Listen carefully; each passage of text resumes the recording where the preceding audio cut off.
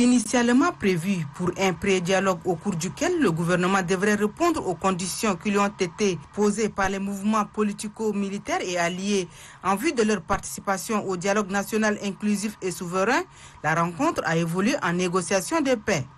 Au cours des rencontres précédentes, avec le comité technique, chaque mouvement de l'opposition politico-militaire avait posé un certain nombre de conditions préalables en vue de participer au DENIS. Conditions de nature à établir un climat de confiance entre le gouvernement et l'opposition armée afin de sortir le pays de la crise qui perdure depuis 3 décennies.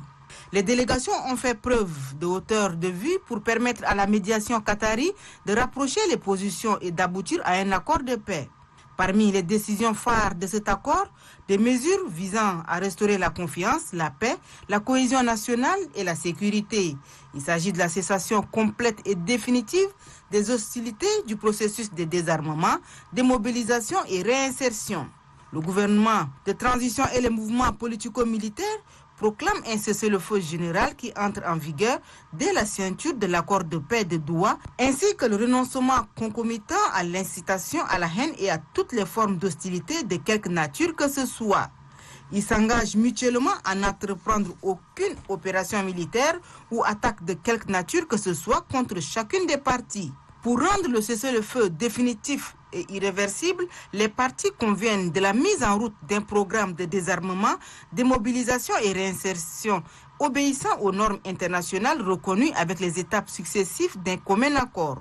Concernant la première étape, les mouvements politico-militaires commenceront, pour compter de la date de la signature de l'accord, à soumettre les listes de leurs combattants à l'effet de leur recensement biométrique au comité de concertation et de suivi de mise en œuvre de l'accord de Doha.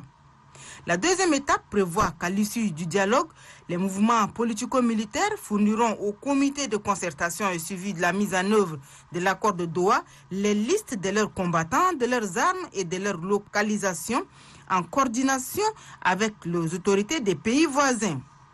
Les parties conviennent de la création d'une commission nationale chargée de la mise en œuvre du programme placé sous l'autorité du comité de concertation de l'accord de Doha, comprenant des représentants des mouvements politico-militaires signataires de l'accord dont les combattants sont identifiés et recensés.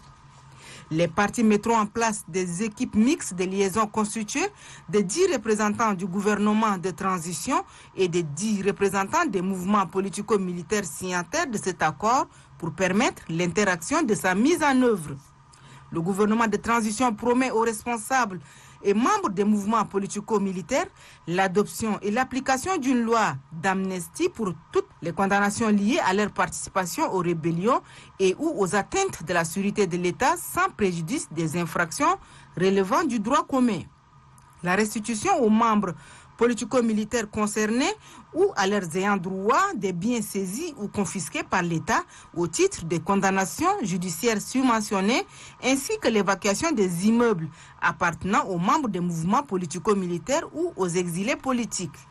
La liberté est accordée à tout membre des mouvements politico-militaires de créer un parti politique ou une organisation de la société civile conformément au texte en vigueur. Les parties procèdent à la libération réciproque des éléments respectifs des forces de défense et de sécurité et des combattants des mouvements politico-militaires faits prisonniers lors des différents affrontements. À ce sujet, juste après la tenue du DENIS, le gouvernement a procédé à la libération des prisonniers de guerre détenus à la maison d'arrêt de Klesum d'Njamena. S'agissant du DENIS, les parties signataires de l'accord de Doha se sont engagées à veiller à ce que les décisions issues de ce dialogue soient de nature à consolider la paix, la cohésion nationale, la stabilité institutionnelle, la bonne gouvernance et les valeurs républicaines.